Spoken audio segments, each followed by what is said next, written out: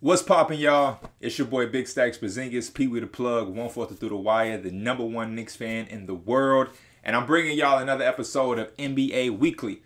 This episode, we're going to talk exclusively about the news with Russell Westbrook. So, as all of y'all know, we got the Shams, Woj Report, all of these NBA outlets on Twitter and social media informing us that Russell Westbrook has essentially requested a trade from Houston. Twitter is in an uproar. We're actually in real time right now. Twitter is popping off right now, and everything on the timeline is dedicated to Russell Westbrook. We got people trying to figure out where Russell Westbrook is going to go, who he could get traded to, and what for. What are the Rockets going to do?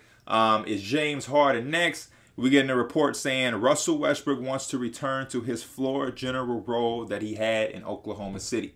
So everybody's trying to connect the dots right now and really seeing or sit down and seamlessly think of what places and what destinations could allow Russell Westbrook to be, once again, that floor general that he was in Oklahoma City. The reason this is important and so essential to a person like me, the quote-unquote #1 Knicks fan in the world, is that the Knicks are a team that before this has ever happened or even happened, Russell Westbrook was linked to. You know, weeks ago, we've heard about Russell Westbrook, you know, and the Knicks having interest in one another. You know, the Knicks potentially wanted to try to have interest in Russell or Chris Paul, you know, things like that. So first and foremost, from a Houston standpoint, I'll speak on. For me, I can see where the frustration would be. You know, I did a couple videos on Houston over the past month or so. I did the first video when Daryl Morey, you know, initially left, and then I did the second video when Daryl Morey went to the Sixers. And a part of that Sixers video, I had to talk about the Rockets, obviously. But in that first video, when he initially left Houston, I talked about James Harden specifically, and I was mentioning that if I was James Harden, or if I was a part of his team or his representation, I would probably talk to him about wanting to potentially request a trade. I just felt like the situation in Houston had kind of met its peak, and I felt like D'Antoni leaving and you know, Daryl Morey leaving kind of left James Harden and, you know, Russell Westbrook in a situation where they were kind of left to die. And what I mean by that is these are guys who are in critical moments of their career, especially James Harden, you know what I mean, where they kind of fully invested in this analytical scheming situation of basketball and this small ball thing. They went fully in. And now that didn't work, they kind of left James Harden and Russell Westbrook there with the pieces of that decision. And now you look at the Houston Rockets, and there's not a lot of ways where that team can get better. They don't really have money to go into free agency to add anything that could, you know, help them in their weaknesses. They don't really have trade value. You know what I mean? They don't have players that could really, you know, if they traded Covington for somebody that's a key piece. Like everybody that they have on the roster is kind of a key piece. And then the other players like Eric Gordon probably isn't going to bring you back a substantial amount of talent.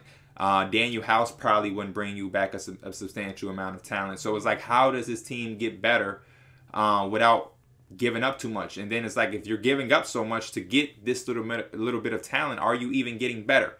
And for me, that goes back to me saying that they kind of reached their peak. So I understand Russell Westbrook requesting a trade, but a part of this, I must say that I'm a little surprised that James Harden also isn't in the mix of requesting a trade. Just to say that. Now, with Russell Westbrook, again, everything that I was just saying about James Harden applies to him as well. For Russell Westbrook, it's even a little bit worse because Russell Westbrook is a little older, if I'm not mistaken. Russell Westbrook has had, you know, significant knee injuries. We know a part of his game is his explosiveness. So he has to start preparing for a decline. So all of these prime years that he has left, I don't know if it's 3, I don't know if it's 1 last year, 2 years. He has to make sure that he's somewhere playing where he's going to have a real chance to be at his best or win. Or both, you know what I mean? And I don't think that that's there in Houston. Number one, he's going to play on the side of James Harden.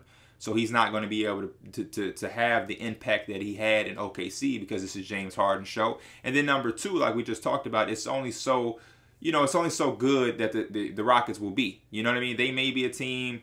They'll kind of repeat what they did this year. They'll be in the mix. They'll be, you know, in the mix for home court advantage, 4, 5, 6 seed, something like that. They'll be a team that they'll be competitive in the first round, you know, and if they win, they'll advance to the second round, and most likely they'll get bounced again like that. So it'll be quick outings for them, unless something drastic happened where everybody else in the playoffs was hurt and they were the only healthy team. So for Russell, he has to make that decision. Like, am I going to sit here and be stuck in Houston where I'm, number one, I'm not being myself to the fullest potential, and then number two, we're also not winning at the highest level. So why am I sacrificing anything? So now we're getting the reports that he's unhappy. He didn't like the culture and the moves that they made, and the accountability throughout the franchise. And then he also wants to go back to being the floor general that he was in OKC, which is hint, hint, I want the ball in my hands and I want to determine everything throughout the game. Now, what that tells me is he wants to control the shots. Like I said, if he's not going to be in a situation where he's going to win and compete for a championship, then he wants to kind of run the show, have his amplified numbers, and be him and be that MVP Russ that we saw with OKC.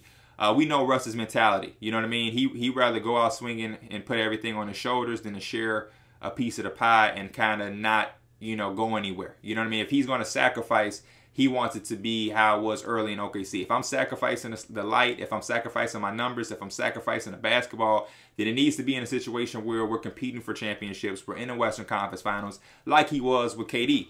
But if I'm doing that with Paul George and we getting bounced in the first round, or he didn't even really sacrifice with Paul George. He was still putting up his triple-double numbers and whatnot. But, like, yeah, if I'm doing this and we getting bounced in the first round, or if I'm going somewhere in Houston where this is James' team and I'm his Batman and I'm playing second fiddle to him, and, you know, I'm not going to be an all-star, or I'm not in MVP conversations, and we're also not competing for a championship, then what am I doing? I might as well just go play for a Knicks where, hey, I can have the ball in my hands. I trust my talent and my ability to put us in a situation where we're going to play winning basketball to a certain extent. And I get to be me. I get to be this MVP caliber player. I get to be this all-star, this global icon guy that's doing commercials. My shoe is selling. I got my own shoe with Jordan. All of these different things, you know, and then play and be worth the money that I'm being made. Because right now, everybody looks at Russell Westbrook as a guy that doesn't equal the value of his contract. And I can't say that I'm mad or that I don't understand that philosophy. So, like, if we're not competing for a championship and we're having the same results that we would have if I was the man, I might as well go be the man and get the extra accolades or the extra benefits that comes with being the man. So I understand Russell Westbrook's mindset 1,000%. That makes total sense to me. If I'm going to share a piece of the pie or I'm going to make these sacrifices, it has to be because we're going to get the ultimate goal, which is a championship. If we're not going to be in a situation to where we're competing for a championship or even close to a championship, then why on earth would I make all of these sacrifices to have a first or second round exit when I can have those same things with me being the MVP caliber player? This doesn't make sense. Now, the most important part of this video is the next however minutes we go, which is where Russell Westbrook can go to fulfill these needs. When we look around the landscape of the NBA, there's not a lot of teams, first and foremost, that don't have a point guard, which is the position he plays. Like, when you pull up all of the NBA teams, and I'll do this right now on camera, just to make sure we're clear and we're good and we don't forget anybody, there literally is not really a large amount of teams that don't have a point guard, whether it's a solidified point guard or an up-and-coming point guard. So I'll name the teams. We have Los Angeles Lakers. The Lakers have LeBron James as their point guard. And even if they had a room, like if they could bring in a point guard, it would be like a Chris Paul. But even then, they would have to give up 8 players off the roster or something crazy like that. And it would have to be a Chris Paul because he would fit better than a Russell Westbrook, right? Then we also see the Warriors. They have Steph Curry. Celtics, they have Kemba. Miami, they have Dragic. Would they want to bring Russell Westbrook? I'm not sure. Russell Westbrook and Jimmy Butler, you know, Russell Westbrook and his big personality and his ball dominance and him saying he wants to get back to that floor general having the ball in his hands. Not sure if that works in Miami. With them having the success that they just had in this last season in a bubble, I'm not sure if they're willing to risk that to bring in a contract like Russell Westbrook and which could ultimately hurt their chances at getting a Giannis next season. So I don't know if they'll play with that. The Raptors, they have Kyle Lowry, and they're probably going to try to bring back Fred VanVleet. Houston, that's the team he plays for. Chicago is a team that they have Kobe White, Tomas Satoransky. Neither one of those guys are Russell Westbrook. But then again, how would the Bulls would have to think, how would that work? How would Russ and Levine work in the backcourt? What would you have to give up if you're Chicago to Houston, right? Or do you have to give up the 4th overall pick? You know what I mean? Now, if all you have to give up is Otto Porter and a future 2nd round pick, the Bulls might stab at that. And then with their 4th overall pick, they may try to go get a wing like Denny, or their value for Devin Vassell may go up because they say, hey, we get a Russell Westbrook, we have a Zach LaVine, we draft a young wing like Devin Vassell or Denny, and then we have Laurie and Wendell. Kobe White is our 6th man, and we just try to make something happen. I don't know if I'm not saying the Bulls will do that. I'm not saying they want to do that, but that could be a plausible way. I definitely don't see the Bulls giving up the 4th pick for Russell Westbrook. I don't see that at all. The Clippers. The Clippers were one of the teams. It was the Clippers and the Knicks that had interest in Russell Westbrook if he were to become available, which was the reports that we've seen over the last couple days before we got the news today. How would they get Russell Westbrook? I'm not sure. You know, we've also seen reports of Kawhi, you know, trying to reach out to Chris Paul to facilitate a trade that can get Chris Paul back reunited with the Clippers. We've seen that reports come out too. But as far as Russell Westbrook, I don't know. Maybe you do a sign and trade with Montrezl Harrell. That would be the only way that the Rockets could get some type of size. You know, Harrell did play for the Rockets before. Maybe you ship Pat Bev back to Houston as well. And James Harden has a point guard who's now defensive minded and can play off the ball. He has a lob threat in Montrezl Harrell, who's a lot better than he was before he went to the Clippers or whatever. Philadelphia, they have Ben Simmons, Joel Embiid. As far as spacing and just all of that, I don't know how that will work unless you'll be willing to give up Ben Simmons, which I highly doubt the 76ers would. So the 76ers off the list. And then, boom, the Knicks. The Knicks, just like the Bulls or the Clippers, they would be in that situation. You know what I mean? But the thing about the Knicks is I'm a Knicks fan.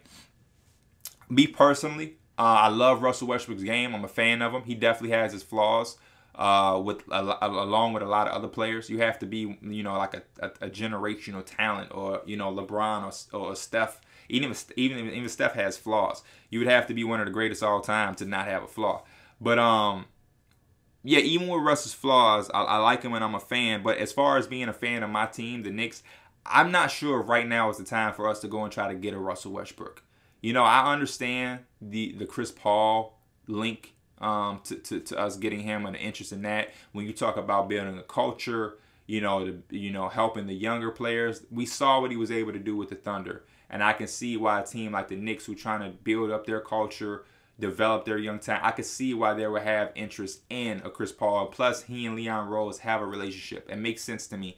The reason Russell Westbrook doesn't is because we're talking about a different player now, a different play style. We're talking about Russell Westbrook, a guy who's still going to have the mentality of believing in himself. He's still going to want that last shot. He's still going to be on go mode. He's still going to control the ball for a large portion of the game.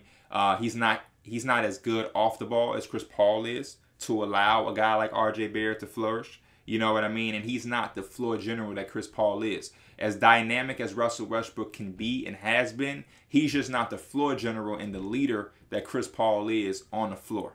You know what I mean? He's more dynamic.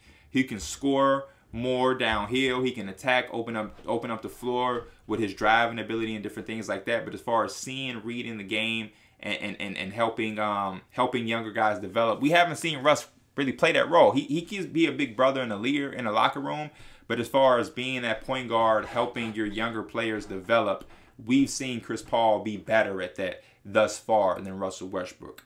And then also, I think at this time, the Knicks need to really focus and hone in on allowing our young guys to be our focus.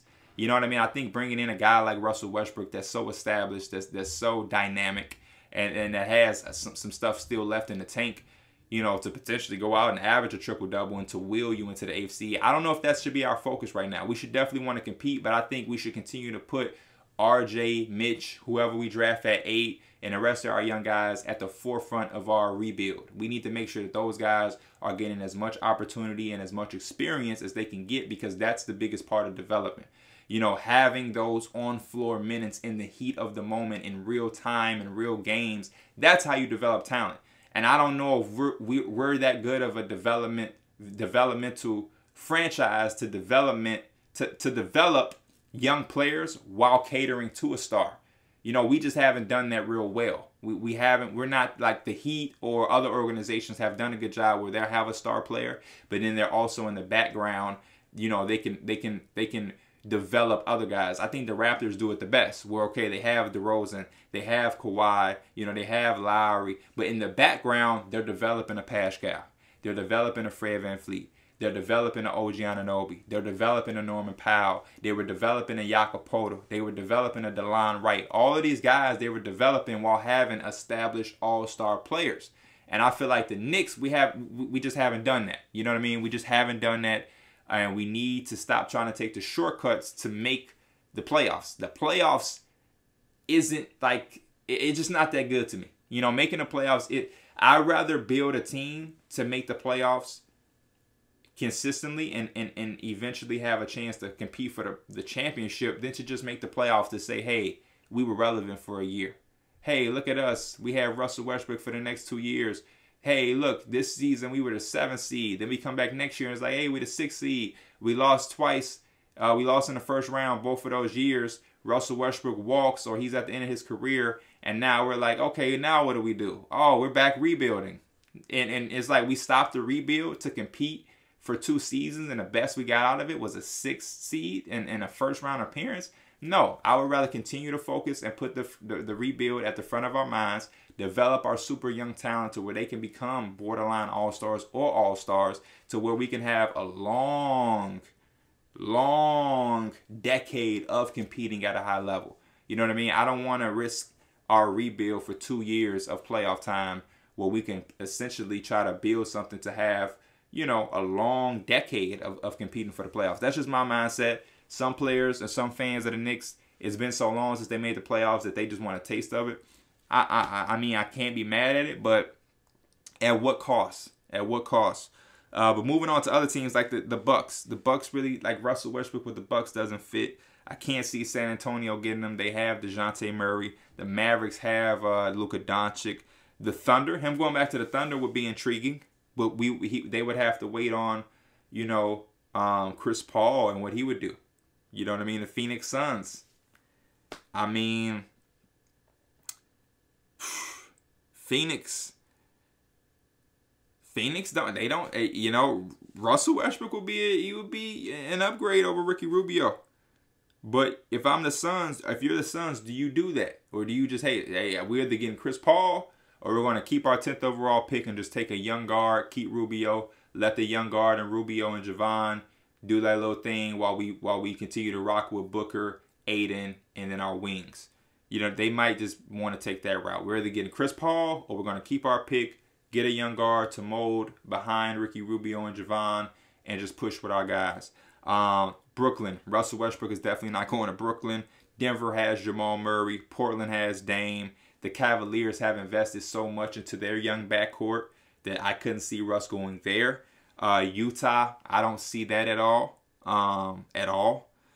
Minnesota, I don't see that happening. They also don't have the money.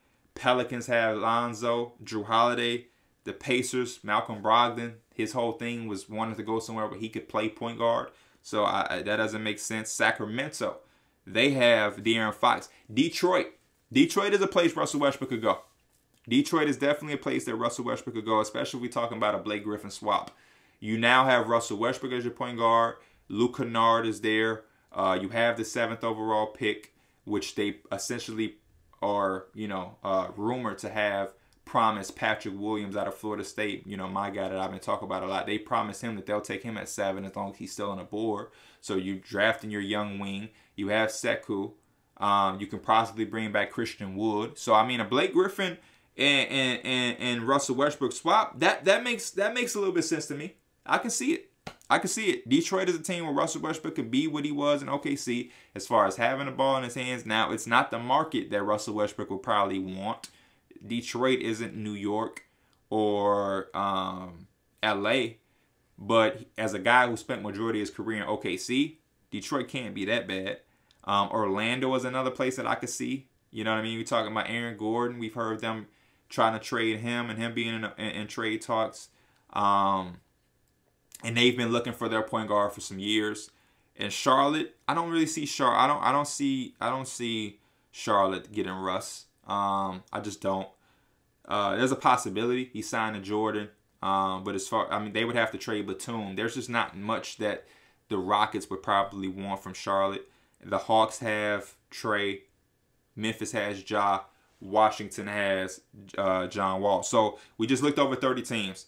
Let's count how many teams that can realistically use Russ that we named. We named Detroit. I don't think Charlotte would or could, but we'll throw Charlotte on there. Orlando, Phoenix, which that would be a reach to me, but we'll throw Phoenix in there. Oklahoma City, that's 5 teams. New York is 6. The Clippers is 7. The Bulls would be 8. And that's it. So out of 30 teams, there's only 8.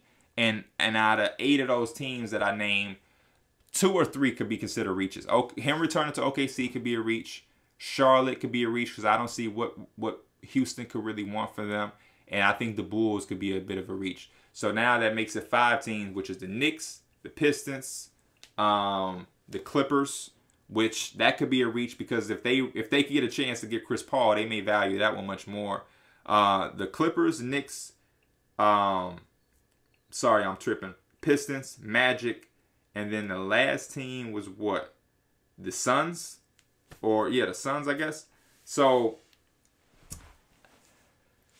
if I was a betting man, I would say New York. You know, I don't want it as a Knicks fan, but, you know, it has been in reports that the Knicks are interested in that. So, the Knicks have the cap.